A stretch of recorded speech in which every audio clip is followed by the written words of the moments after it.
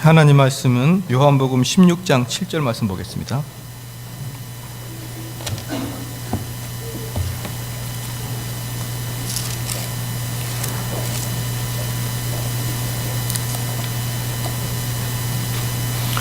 요한복음 16장 7절 말씀입니다. 다 같이 합독하겠습니다. 그러나 내가 너희에게 실상을 말하노니 내가 떠나가는 것이 너희에게 유익이라. 내가 떠나가지 아니하면 보혜사가 너희에게 오시지 아니할 것이요 가면 그가 너희를 보내리니라. 아멘. 오늘은 하이델베르그 요리문답 41문항부터 43문항까지입니다.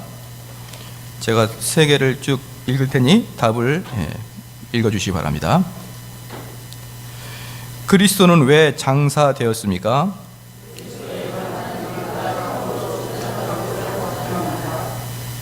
그리스도가 우리를 위하여 죽으셨다면 우리는 왜 여전히 죽어야 합니까?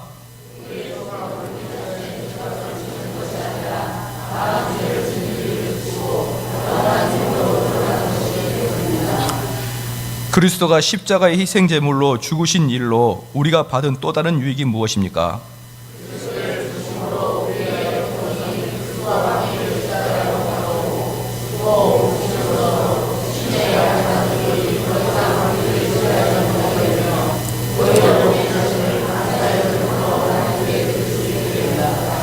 아멘. 오늘은 그리스도의 장사를 지낸 것에 대한 교리를 좀 보겠습니다. 왜 그리스도의 장사를 여기 사도신경에 기록했겠습니까? 지난주에 잠깐 말씀을 드렸듯이 영지주의자들은 우리 예수님께서 실제로 죽지 않으셨다, 그 이야기를 하셨거든요. 그 이야기를 했기 때문에 실제로 우리 주님은 죽었고, 죽었을 뿐만 아니라 실제로 몸이 땅속에 묻히는 장사까지 지냈다. 그러니까 그렇게 환영이 죽는 것처럼 했거나, 아니면 예수 그리스도의 영이 어떤 청년의 몸에 들어가서 그 예수 그리스도의 일을 하시다가 그 영은 떠나고 그 몸뚱아리만 십자가에 못 박히고 그래서 우리 예수님은 죽지 않고 그런 게 아니고 실질적으로 우리 예수님은 죽으셨다는 것입니다. 그러므로 우리가 예수 그리스도의 실제적인 육체의 죽음이 우리한테 무슨 유익을 주느냐, 그것을 이제 오늘 이렇게 세 가지로 잠깐 좀 살펴볼 건데요. 실질적으로 우리 예수 그리스도의 그 죽음은요, 우리의 첫 열매요, 우리의 머리이신 예수 그리스도가 그 길을 먼저 가셨기 때문에 그 예수 그리스도에 포함되어 있는 모든 그 자들은 그 길을 갈 수 있다, 그 길을 갈 수 있도록 길을 만들어 뒀다, 이렇게 이야기하는 게 지금 예수 그리스도의 육체적인 죽음, 육체적인 장사가 우리에게 주는 유익이거든요. 그러니까 실질적으로 우리가 죽었을 때 그 무덤의 자리는 이제 우리는 더 이상 끝이 아니요, 거기에서 새로운 부활의 역사가 일어나는 것에 대한 우리의 그 예표라 이 말입니다. 할렐루야. 우리의 죽음은 우리의 영원한 끝이 아니요, 우리의 죽음은 새로 시작하는 시작이라는 것을 예수 그리스도가 보여주는 것이에요. 그러므로 많은 성도들이, 아까도 오전에도 말씀을 드렸지만, 사실은 내가 죽으면 끝이지라는 생각이 너무 사람들 마음속에 강하게 있습니다. 그러니까 우리가 천국과 지옥의 문제에 있어서는, 그래서 내가 육체로 다시 사는 거에 있어서는 이론적이고 형식적인 부분에 대해서는 오케이, 알겠다. 왜? 많이 들었으니까. 그런데 실질적으로 우리가 죽었을 때 그 죽음의 육체가 다시 부활하고 우리는 영원히 죽지 아니하는 그런 존재라는 것에 대해서는 사실은 우리가 별로 살이 와 닿도록 믿어지지는 않는다 이 말이에요. 그 결정적인 증거가 뭐냐 그러면은, 우리는 자꾸 나이가 들어가고 죽음이 가까워할수록 어떻게 됩니까? 우울하고 괴롭잖아요. 슬프지 않습니까? 그러면서 부르는 노래가 인생은 허무하네, 시간은 지나네, 이런 노래를 계속 불러대는 이유가 뭡니까? 이제 우리는 마무리로 간다는 것이죠. 막차로 간다는 것이죠. 나의 화려한 인생은 이제 점점 사라져든다는 것 아닙니까? 자, 이렇지 않는 그런 분 몇 분이나 계시냐 이 말이에요. 우리가 다 이론적으로는 다 안다 이 말이에요. 그런데 실제적인 이론은 우리를, 아무도 그 이론에서 우리를 강건하고 건강하게 만들어줄 수가 없습니다. 만약에 우리 성도가 진짜 경험을 해서 내가 이 절벽에서 뛰어내릴 때 나는 절대로 죽지 않는다, 내가 뛰어내리면 밑에 푹신푹신한 그물이 있다 라는 것을 확실히 아는 사람은 그 절벽을 뛰어내릴 수 있지만, 이론적으로 그 절벽 위에서 너가 여기서 떨어지면은 분명히 밑에서 누가 잡아줄 것인데 너는 그냥 믿고 뛰어내려라 그러면요 못 뛰어내리죠. 사랑하는 성도 여러분, 왜 우리가 죽음 앞에서 그렇게 두려워합니까? 이론적인, 천국 가는 것이 이론적이기 때문에 두려운 거예요. 한 번도 경험도 해보지도 않고 누가 가르쳐주지도 않았고, 그죠? 그저 이론에 불과하니까 우리가 천국 가는 것에 대한 그 소망이 별로 없고, 천국 가는 소망이 별로 없으니까 내가 나이가 들어가는 것이 두렵고, 천국 가는 데에 대한 소망이 별로 없으니까 내가 이 땅에 어떻게 사느냐가 중요하다, 이렇게 이야기해 버리는 것이다 이 말이에요. 사랑하는 성도 여러분, 우리는 이 땅에 어떻게 살아가는 것도 대단히 중요하지만 우리 그리스도인들은 천국과 지옥에 대해서 끊임없이 되새기면서 그것을 생각하는 것만큼 중요한 게 없어요. 그러므로 청교도들은 항상 세 가지를 묵상했습니다. 첫 번째, 하나님 아버지를 묵상했고요. 두 번째는 예수 그리스도를 묵상했고, 세 번째는 지옥을 묵상했습니다. 이 세 가지는 청교도가 항상 묵상했던 것입니다. 그러므로 이 세 가지를 묵상하면서, 특별히 지옥을 묵상하면서 그들의 경건한 삶을 계속적으로 유지해 나갈 수 있었습니다. 우리 청교도들은 이 땅을 어떻게 살까에 대한 묵상보다는 더욱더 중요한 게 내세에 대한 묵상, 세 가지로 그들의 묵상은 계속 이루어졌던 것입니다. 그런데 우리는 어느 순간부터 교회가 일반 이 세속적인 무슨 신앙 강좌, 어떤 유명한 연사들의 강의, 이런 식의 모양으로 흘러가면서 목사님에게 좋은 이야기를 듣고 집에 간다는 그런 개념이 너무 강합니다. 그러나 우리 신앙인들의 궁극적인 목적은 무엇입니까? 죽음 이후에 우리가 어떻게 될 것인가에 대한 문제이거든요. 그런데 우리 예수님께서 그 몸을 직접 죽으시고, 그 몸을 직접 찌르시고, 그 몸을 직접 찢기시고, 그리고 그 몸이 다시 살아남으로 우리들한테 얘들아 걱정하지 마라, 너희들도 이렇게 될 것이다 라고 보여준 게 육체적 사망이고, 그리고 장사 지냄에 대한 의미인 것입니다. 그래서 41문항에 그리스도는 왜 장사되었습니까? 이 문항에서 그리스도의 장사는 그가 참으로 죽으셨다는 것을 확증하기 위해셨다 이 말이에요. 예수 그리스도가 참으로 죽으셔서 확증됐고, 그 확증에 의해서 그는 진짜로 부활했다는 것을 보여주는 것입니다. 사랑하는 성도 여러분, 우리 자녀들이 멀리 외국으로 떠나거나, 우리 자녀들이 공부를 해서 지방 사는데 서울로 가거나, 우리 어머니가 어디로 가게 되면 당연히 슬프죠. 오랫동안 같이 지냈는데 갑자기 그 방에 아무도 없으면 슬프죠. 보고 싶죠. 그런데 그 슬픔이 크지 가지는 않습니다. 왜 그럴까요? 다시 볼 수 있는 소망이 있기 때문에 그러는 거예요. 그런데 우리가 사랑하는 사람 죽음 앞에서도 사실은 이것보다는 더 슬퍼야 되겠지만, 궁극적으로 우리 성도에게는요, 이 죽음의 권세를 넘었으면, 이 죽음이 우리에게 주는 공포를 넘어서지 않으면요, 그 사람은 진짜 그리스도인이 될 수가 없는 거예요. 왜냐 그러면은 악한 마귀는 무엇으로 우리를 공격하냐? 악한 마귀는 우리를 무엇으로 우리 가슴을 철렁철렁 내려앉게 하느냐? 너 사랑하는 사람이 죽겠다는 거예요. 어떻게 너가 바로 죽는다는 것이에요. 너 그렇게 살다간 죽는다는 것이죠. 그래서 우리 마음속에 악한 마귀가 계속 심어주는 것은 뭐냐 그러면, 너가 그런 식으로 지금 돈을 모으지 아니하면, 너가 지금 그런 식으로 열심히 살지 아니하면 너는 돈이 없을 것이고, 너는 이제 난 죽을 것이고, 너희 자녀들은 다 굶어 죽게 될 것이다 라고 마귀가 계속 우리를 무엇으로? 삶과 죽음으로 우리를 협박하고 우리를 억압합니다. 그래서요, 죄가 사망을 들어오게 했고요, 그 다음에 이 세상은 악한 마귀가 공중 권세 잡은 자가 돼서, 사단이 공중 권세 잡은 데서 이 세상을 지배하고 있다는 말이 무슨 말입니까? 이 세상을 악한 마귀가 죽음이라는 칼로 우리를 전부 다 위협하고 있다는 거예요. 너 그렇게 살다가 망한다는 거예요. 너 그렇게 살다가 죽는다는 것입니다. 그러므로 사랑하는 성도 여러분, 모든 성도가 이 죽음이라는 두려움을 극복하지 못하면요, 그는 진정한 그리스도인이 될 수는 없는 것이에요. 그러므로 우리가 왜 그리스도가 장사되었느냐, 그 말씀을 보면서 그리스도의 장사는 참된 죽음 그리고 참된 부활을 보여주므로 저와 여러분이 예수 그리스도의 부활하심을 보고 위로를 받고 승리의 마음을 가져야 되는 것입니다. 할렐루야.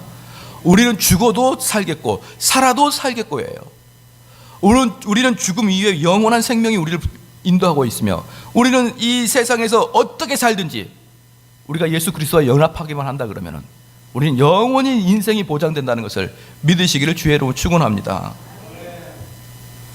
그래서요, 두 번째 42문에 그리스도가 우리를 위하여 죽으셨으면 우리는 왜 여전히 죽어야 됩니까? 이 말씀에서 재밌는 말씀이 뭐냐 그러면요, 우리의 죽음은 우리 자신의 죄값을 치르는 게 아니라 다만 죄를 짓는 일을 그치고 영원한 생명으로 들어가는 것이기 때문입니다. 사랑하는 성도 여러분, 사망이 무엇 때문에 왔다는 것이죠? 죄 때문에 왔습니다.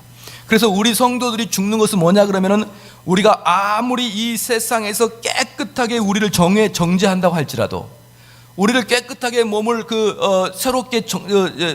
새롭게 한다고 할지라도 저와 여러분 몸에는 뭐가 있습니까? 죄가 있는 거예요. 죄가. 그래서 모든 사람은 그 죄가 남아있으므로 다 죽게 됩니다. 그러므로 바울이 말하기를 죄 없다 하는 것은 거짓말이라고 이야기했습니다. 모든 사람은 죄가 있는 것입니다. 그러므로 저는 요즘에 지난번에 어떤 분이 저한테 찾아왔습니다. 저한테 찾아와서 목사님, 우리 교회 담임 목사님 좀 연구를 해주세요. 이렇게 이제 이야기를 했어요. 저는 그런 요청을 받으면 참 이게 난감합니다. 그래서 시간이 없지만 또 그렇게 요청을 받았는데 이 마음 너그러운 정대원 목사가 모른 척 할 수는 없잖아요. 그죠? 멀리서부터 오셨고 나이도 드신 분, 제가 연구해 좀 드릴게요. 그랬더니 또 그분 담임 목사님 쓴 책을 막 이 대여섯 권을 또 보냈던 거예요. 또 다 읽으시라고. 그래서 지금 아직 포장을 뜯고 있지 않은 상태인데요. 이제 곧 저도 포장을 뜯고 볼 겁니다. 그러면서 이제 여러분들은 그 담임 목사님이 누군지 다 알아요. 제가 이름만 전하면 다 압니다.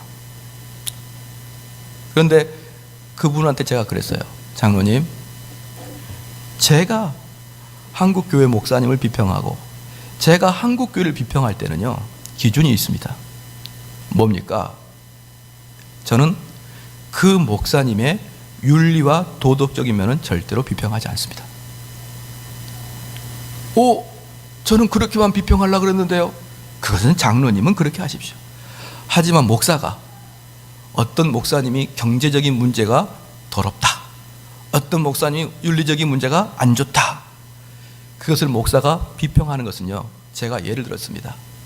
독일제, 메이드 인 저머니, 독일제 수술용 메스로 돼지고기 써는 거랑 똑같습니다. 여기에 있는 정대훈 목사는 독일제 칼이기 때문에 누구든지 비평할 수 있는 겉으로 드러나는 윤리적이고 행위적인 면은 저는 비평하지 않습니다. 그것은 평신도인 장로님이 비평하십시오.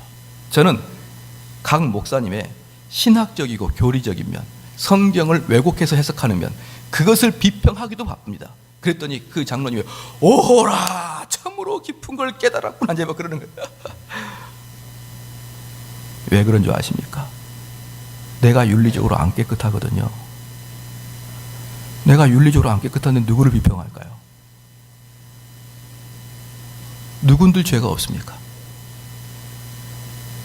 죄 없는 사람이 나에게 돌을 던지라.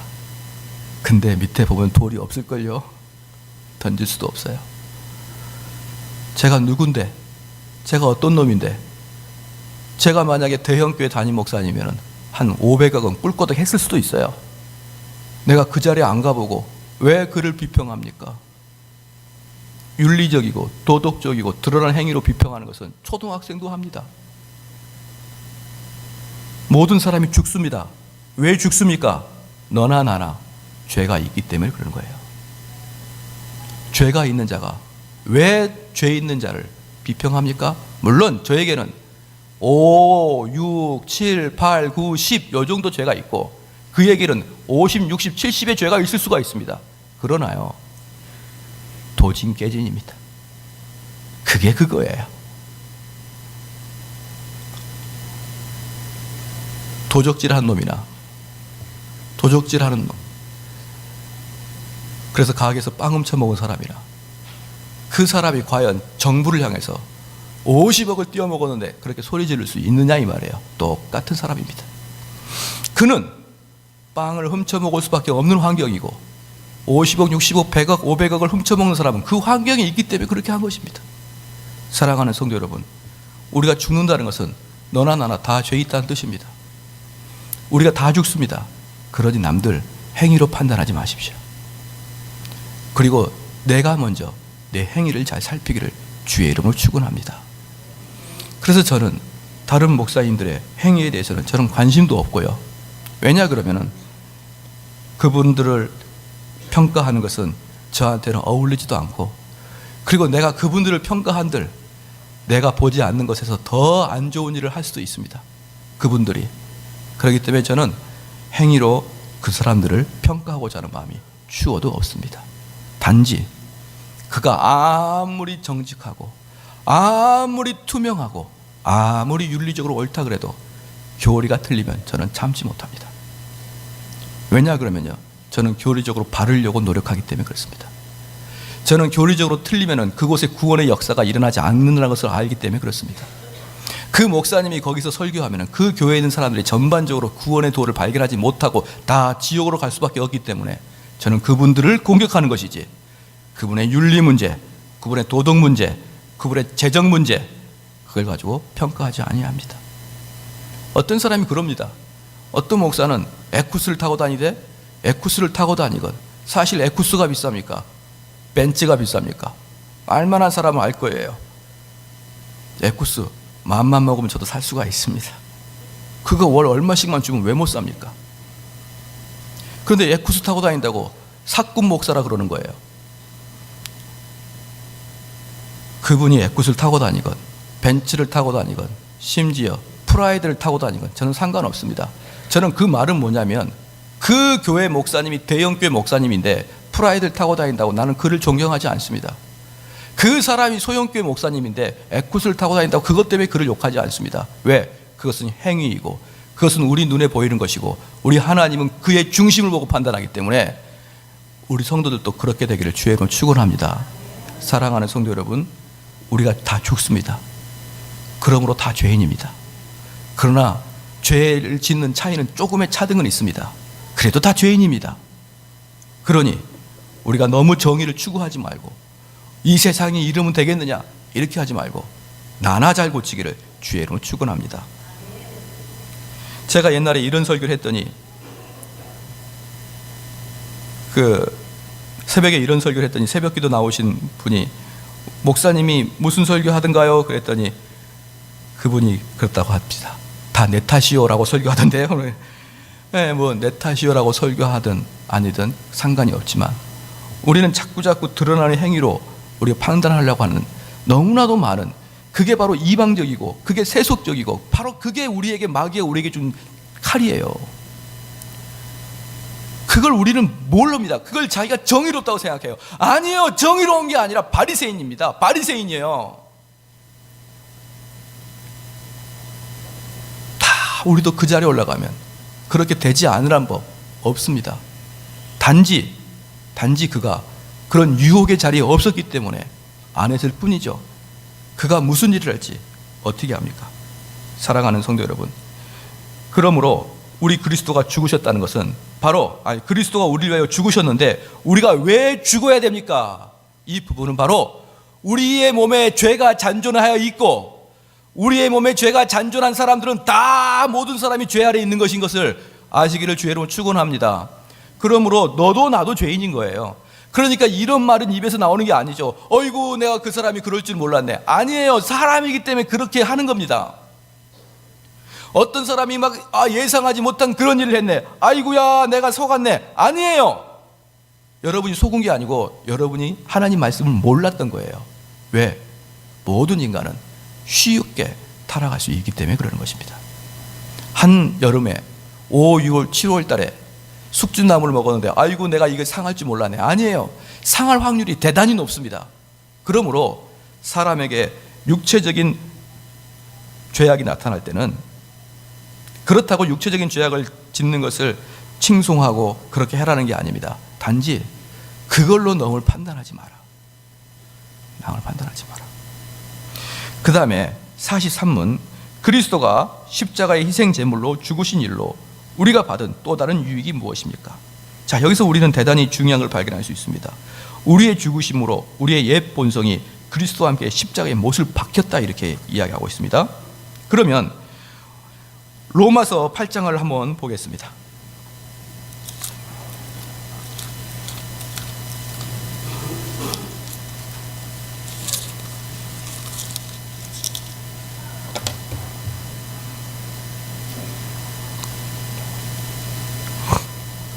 로마서 8장은요, 이제 앞에 부분을 이 8장에서 한 단락 마무리를 짓는 장이 바로 8장입니다. 그런데 8장을 마무리 지면서 그러므로 이제 그리스도 예수 안에 있는 자에게는 결코 정죄함이 없나니, 이렇게 말했습니다. 그래서 제가 여러분에게 성경을 읽을 때 어떤 단어들이 중요하다고 했습니까? 접속사가 중요하다고 했습니다. 그래서 여기서 그러므로가 대단히 중요한 것입니다. 이 그러므로는요, 3장 21절부터 나오는 전체 진술을 다 요약한 것입니다. 3장 21절부터 7장 25절까지 어떤 내용이 나오냐 그러면요, 첫 번째, 그리스도를 화목제물로 줬다고 이야기합니다. 그러니까 그리스도를 죽였다, 그 죽이는 이유는 화목제물이다, 첫 번째 그렇게 이야기합니다. 두 번째, 그 이유는 뭐냐, 왜 그리스도가 우리를 위해서 화목제물로 죽었느냐, 그것은 우리의 죄 때문이다, 이렇게 진술하고 있습니다. 우리가 저지른 죄악된 행위들 때문에 예수 그리스도가 죽었다라고 이야기하고 있습니다. 세 번째, 그리스도를 죽음에 내어 주었고 우리를 의롭게 만들기 위해서 살려냈다, 이야기가 나오는 거예요. 로마서 3장 21절 이후부터 첫 번째, 그리스도를 화목제물로 진술했고, 왜 그가 화목제물이냐, 두 번째, 우리 인간이 죄를 졌기 때문에 화목제물이 될 수밖에 없다. 세 번째, 그리스도를 죽음에 내어 주었고 우리를 의롭게 만들기 위하여 살려내셨기 때문에 예수 그리스도가 살아났다, 이렇게 얘기합니다. 네 번째, 그 한 분이 순종하심을 통하여 모든 시대의 많은 사람들을 의롭게 만들어 주시기 때문이다, 이렇게 얘기했습니다. 다섯 번째, 신자들은 죄에 대하여 죽었다라고 이야기하고 있습니다. 여섯 번째, 그들은 율법에 정죄하는 권세에 대해서는 이미 죽었기 때문에, 그러므로 8장 1절에 그러므로가 나오는 거예요. 이게 3장 21절 말씀부터 7장 25절까지 이 요약된 말씀이 그 다음에, 그러므로 이제 그리스도 예수 안에 있는 자에게는 결코 정죄함이 없나니, 이렇게 얘기했습니다. 사랑하는 성도 여러분, 로마서 7장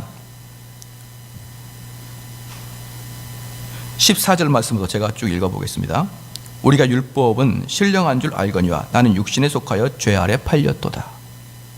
나의 행한 것을 내가 알지 못하노니 곧 원하는 이것은 행하지 아니하고 도리어 미워하는 그것을 함이라. 사랑하는 성도 여러분, 여러분들 가족이 화목하길 원하죠. 그런데 가족이 화목하길 원하는데, 꼭 마음은 원하는데, 그렇게 되기를 원하는데 또 다른 내가 그렇게 하지 못하도록 하고 있다, 이렇게 이야기하고 있는 것이에요. 16절, 만일 내가 원치 아니하는 그것을 하면 내가 이로 율법에 선한 것을 시인하노니 이제는 이것을 행하는 자가 내가 아니요 내 속에 거하는 죄니라. 자, 이게 지금 좀 더 읽어볼게요. 18절, 내 속 곧 육신에 선한 것이 거하지 아니하는 줄을 아노니 원함은 내게 있으나 선을 행하는 것은 없노라. 내가 원하는 바 선은 하지 아니하고 도리어 원치 아니한 바 악은 행하는도다. 사랑하는 성도 여러분, 이 로마서 7장 14절부터 이 말씀이 엄청나게 중요한 말씀입니다. 이 말씀은요, 이 말씀을 어떻게 평가하느냐, 즉 지금 이 사도 바울이 고백하기를, 이 사도 바울이 내가 원하기는 원한데 내가 원하는 선은 행하지 아니하고 자꾸 헛것이 나오기 시작하는 것이죠. 자, 바로 이때 바울의 심령이, 바울의 마음이 예수 그리스도를 영접하기 이전일까요? 아니면 예수 그리스도를 영접한 이후에 바울의 마음일까요? 이 논쟁이 신학적으로는 대단히 큰 논쟁이었어요.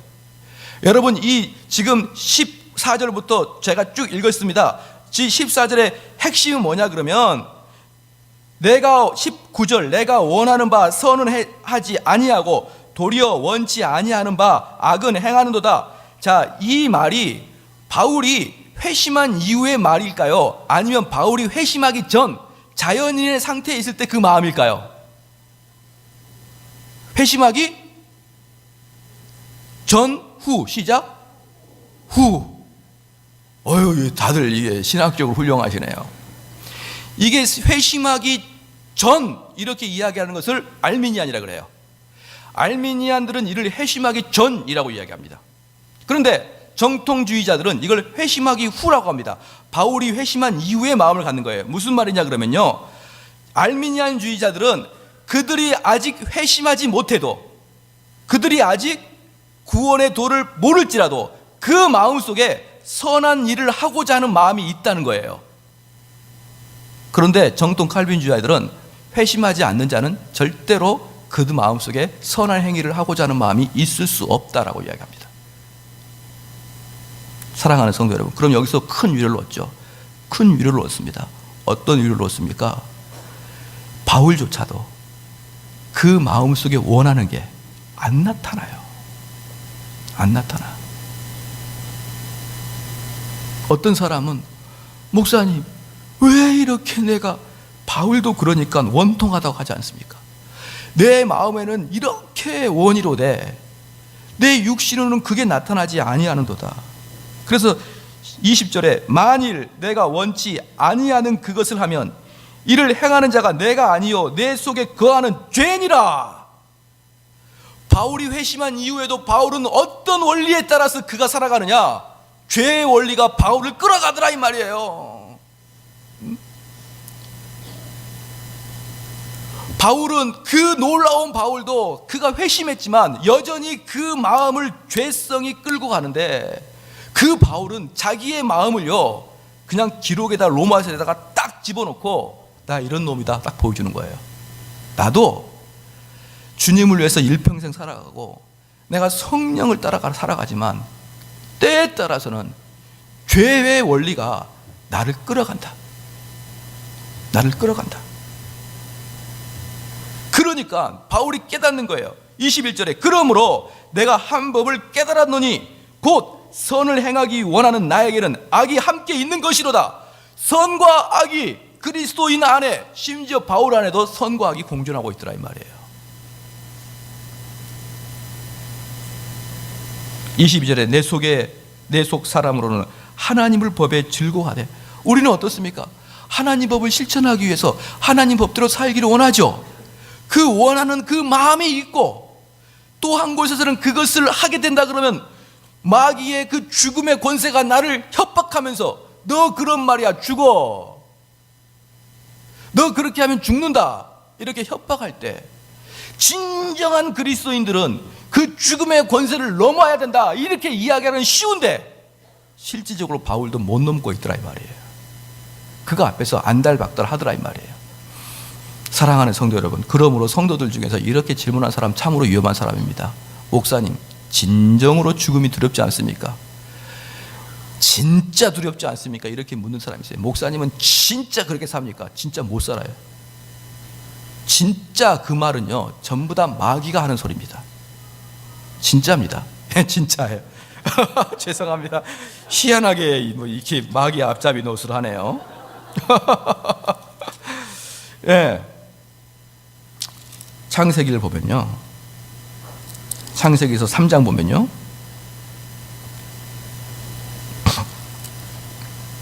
3장 1절 말씀 보니까 여호와 하나님이 지으신 들짐승 중에 뱀이 가장 강교하더라. 뱀이 여자에게 물어 가로되, 하나님이 뭐라고요? 참으로, 진짜, 100% 이렇게 물어요. 항상 마귀는 그렇게 묻습니다. 그럼 그 진짜, 참으로 이렇게 묻는 데는 꼭 답이 뭐라고 나옵니까? 아니오가 나오게 되어 있어요. 노라는 답이 나오게 되어 있습니다.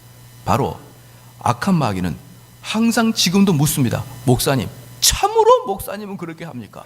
참으로 목사님은 그 구원의 길을 통과했습니까? 이런 식으로 자꾸 묻는데요, 제가 바울처럼 말하겠습니다. 때에 따라서 죄에 의해서 무너지고 맙니다.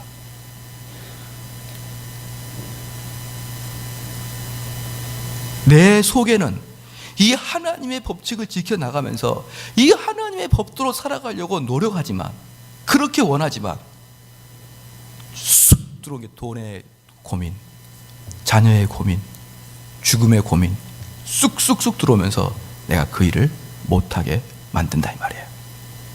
바울도 그렇게 됐다 이 말입니다. 23절에 내 지체 속에서 한 다른 법이 내 법과 싸워 내 지체 속에 있는 죄의 법 아래로 나를 사로잡아 오는 것을 보는도다. 오호라, 나는 공고한 사람이로다. 이 사망의 몸에서 누가 나를 건져내랴 라고 여러분들은 통곡해야 됩니다.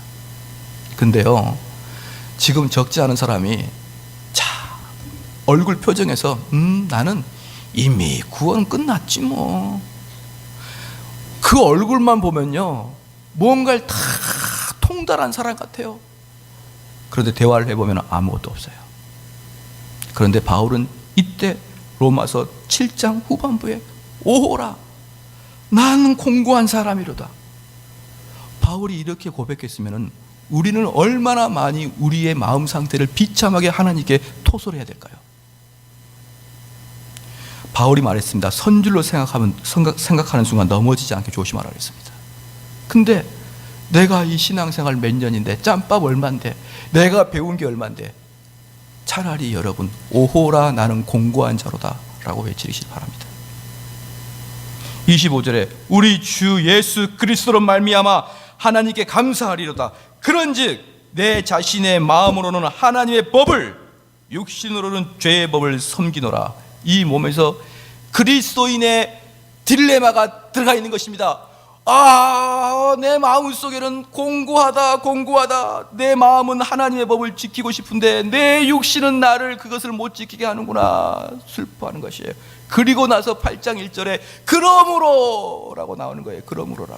그러므로 그리스도 예수 안에 있는 자에게는 결코 정죄함이 없나니. 갑자기 뭐라고 그러냐면은, 내가 그렇게 공고하고 내가 슬프고 그렇게 이야기하다가 그러나 이렇게 이야기하면 모르겠는데, 그러면 이야기를 모르겠는데 그러므로 이야기해놓고 갑자기 그러나 나에게는 결코 정죄함이 없나니 이는 그리스도 예수 안에 있는 생명의 성령의 법이 죄와 사망의 법에서 너를 해방하였습니다. 이렇게 나오는 거예요. 이게 얼마나 놀라운 발견인지 모릅니다.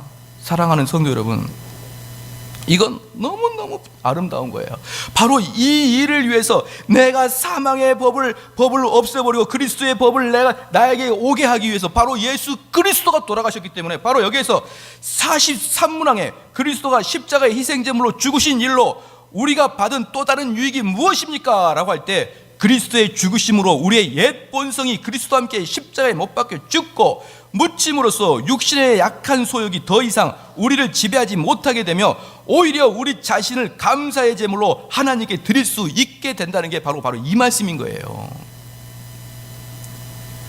우리가 그리스도가 나를 위해서 화목제물로 돌아가셨지 않습니까? 그럼 내가 그리스도 화목제물로 돌아갈 때 그 결과가 어떻게 되느냐 그러면, 처음부터 한 방에 훅 끝나는 게 아니고 계속 내 마음속에는 하나님의 법도를 듣고 있으니까 그 법도가 그렇게 따라하고 실천하고 싶고 그게 내 삶에 들어가기를 원하는데, 내 삶에는 계속적으로 그 이전에 있던 육의 법이 계속 나를 지배하기 시작하는 것입니다. 사랑하는 성도 여러분, 그런데 8장 1절에 놀랍게도 그러므로라고요. 그러면서 제가 여러분에게 놀라운 시금석을 제시하겠습니다. 여러분이 진정한 그리스도인이냐 아니냐를 평가하는 것은요, 여러분 마음속에 내가 죄와 성령의 법이 싸우는 일들이 있어야 되는 거예요. 아마 많은 사람이 그럴걸요. 목사님이 가르쳐준 이 말씀은 이건데 내 삶은 이거야. 또 졌어. 사랑하는 성도 여러분, 바로 그게 성령이 내주하는 사람이에요. 그러니까 우리 바울이 그러므로를 쓰는 거예요. 그러나를 쓴 게 아니라 그러므로, 즉 그러한 자들은 이제 그리스도와 예수 안에 있는 자는 결코 정죄함이 없다는 거예요. 정죄함이. 할렐루야. 이제 말씀을 좀 더 본격적으로 보겠습니다. 여러분이 구원받은 이유가 무엇입니까? 그리스도의 돌아가심 때문이지 여러분의 행함이 깨끗함이 아니지 않습니까? 왜 노아의 뱃속에 있는 그 사슴이나 기린이나 코끼리가 살았습니까? 그들이 수영을 잘해서가 아니라 노아의 배에 있었기 때문에 그들이 살아간 것입니다. 왜 사람들은 피값을 치르려고 쫓아오는 사람을 피해서 도피성으로 도망갈 때 도피성에 들어가게 되면 왜 그는 더 이상 죽지 않습니까? 도피성 안에 있기 때문에 그가 죽지 않는 것이지, 그가 피값을 자기 스스로 갚았기 때문에 죽지 않는 게 아닙니다. 코끼리가 수영을 잘해서 죽지 않듯이, 그가 피값을 지불했기 때문에 죽지 않듯이, 우리는 우리의 행위와 관계없이 그리스도와 함께 있는 것이기 때문에 우리는 정죄받지 않는다는 것이에요. 그러므로 지금도 악한 마귀가 여러분에게 찾아와서 뭐라 그러냐면, 야 갑돌아, 야 갑시가, 네가 정말 구원받은 백성이냐? 그럼 너 이거 무슨 죄를 졌는데? 요 죄는 어떻게 설명할 건데? 그렇군요. 야 갑돌아, 너 임마 그리스도이냐? 너 어제 설명해봐. 너가 그리스도이면 이 죄를 지었잖아. 설명해봐. 사랑하는 성도 여러분, 따라합시다. 그러므로 이제 그리스도 예수 안에 있는 자에게는 결코 정죄함이 없나니. 그럼 지금 바울이 이 이야기를 하고 있을 동안에, 바울은 죄를 졌습니까? 안 졌습니까?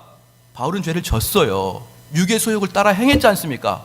그러나 그 안에 성령이 계시니까. 왜 성령이 계십니까? 육의 법과 성령의 법이 싸우는 것을 알고 있으니까. 그러나 악한 마귀 너가 나를 아무리 정죄할지라도 나는 내 행위와 내 마음의 상태 때문에 구원을 받는 게 아니라 성령이 내 안에 들어오셨으니까 내가 구원을 받는다는 거예요. 할렐루야. 그게 바로 우리 예수 그리스도의 돌아가심의 유익입니다. 그러므로 우리 예수 그리스도가 돌아가시지 않느냐면 보혜사 성령이 내려오지 않는다는 거예요. 그러니까 예수 그리스도가 돌아가셔가지고 보혜사 성령이 내려오시니까 이런 일들이, 내 안에서 육의 법과 성령의 법이 싸우는 이런 놀라운 일들이 여러분 안에서 일어나고 있지 않습니까? 사랑하는 성도 여러분, 어떤 사람은 이야기합니다. 목사님, 저는 우리 예수님을 너무 사랑하지 않아요. 어떻게 해야 사랑할까요? 사랑하는 성도 여러분, 모든 성도는요 공통점과 차이점이 있습니다. 차이점은요, 각자 사람에 맞는 은사가 다릅니다. 다양한 은사를 주셨어요. 그런데 공통점이 있습니다. 그것은 뭐냐 그러면 모두가 그리스도를 사랑한다는 거예요. 그것은 모든 성도가 그리스도인이란 증거는 나는 그리스도를 사랑한다는 것입니다. 그런데 목사님, 저는 그리스도를 사랑하지 않아요. 저는 예수님 사랑하지 않아요. 저는 맨날 나만 사랑해요. 어떻게 하면 좋겠습니까? 라고 묻습니다. 사랑하는 성도 여러분, 그렇게 물어보고 그렇게 예태우는 마음 자체가 그리스도를 사랑하는 거예요. 내가 왜 그리스도를 사랑하지 않을까? 이 마음을 먹는 게 그리스도를 사랑하는 거라고요. 왜 그걸 모릅니까? 그래서 내 마음이 더 그리스도를 사랑해야 되는데 왜 나는 그렇게 못할까라고 마음 먹는 사람일수록 그 사람은 성령의 사람인 거예요. 그래서 지금 바울이 이야기합니다. 그러므로 이제는 그리스도 안에 있는 자에게는 결코 정죄함이 없다. 여기서 그리스도 안에 있는 자에게는 결코 정죄함이 없다는 말은 한 가지의 놀라운 숨어 있습니다. 뭐냐 그러면요, 까보면 얼마든지 정죄할 거리가 있다는 거예요. 너 자신을 보면, 까보면 얼마든지 정죄할 거리가 있고, 그걸로 마귀가 얼마든지 너를 넘어뜨리고 너를 실족해 할 수 있는 거리가 있다 이 말이에요. 그러나 너가 그리스도 안에 있으니까, 그죠? 자, 그리스도 안에 있다는 게 무슨 말이라 했습니까? 성령의 법과 육의 법이 싸우는 그러한 자, 내가 왜 하나님을 이렇게밖에 못 사랑하나, 이러한 마음들이 있는 자들은요 결코 정죄함을 받지 않는다는 것이에요. 할렐루야. 그러면 우리는 어떻게 됩니까? 천국 가는 거예요. 그 자가 천국 백성인 거예요. 그러니 우리는 더 이상 두렵지 않습니다. 그래서 바울이 참여하는 것이고요, 바로 그 일을 위해서 우리 예수님이 돌아가신 거예요. 그러므로 우리는 맨날 예수님 돌아가셨다고 패션 오브 크라이스트 보면서 엉엉 울고 그러죠. 어떤 사람은 그거 보면서 이거 징그러워라 그런데 그 징그러워라고 보는 거 아니에요. 그래서 패션 오브 크라이스트를 만드는 멜 깁스가 누굽니까? 가톨릭 신자잖아요. 그렇게 가톨릭 신자들은요, 몸을 학대하는 것에 대한 자꾸 리바이벌을 시켜줘요. 근데 우리 개혁주의는 어떻게 합니까?